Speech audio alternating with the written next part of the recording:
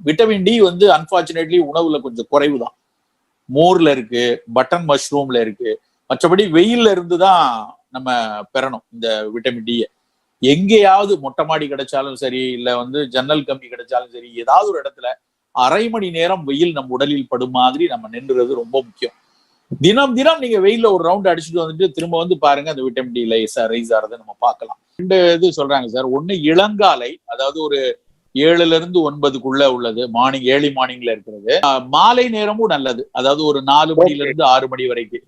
அதாவது அந்த உச்ச வெயில்ங்கிறது வந்து சரி கிடையாது. ஆக்சுவலா அந்த 11ல இருந்து 2 மணி வரைக்கும் அந்த உச்சி வெயில்ங்கிற விஷயம் வந்து பொதுவாகவே நம்முடைய வாழ்வியல்ல அந்த நேரத்தை வந்து நம்ம பயன்படுத்துறது இல்லை.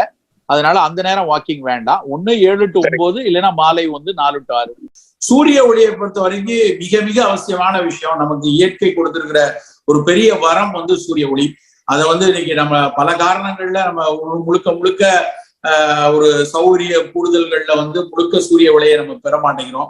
அட்லீஸ்ட் காலையில நடக்கும்போது, மாலை நேரத்துல நடக்கும்போது சூரிய ஒளியை பெற மாதிரி, நம்ம நல்ல வெயில் மேல படுற மாதிரி நடக்கிறது நல்லது. மிகச்சிறந்த சூரிய ஒளி காலை நேரத்துல இருக்கக்கூடிய 9ல இருந்து 10 அல்லது 10ல இருந்து 11 நல்லதுங்கிறாங்க.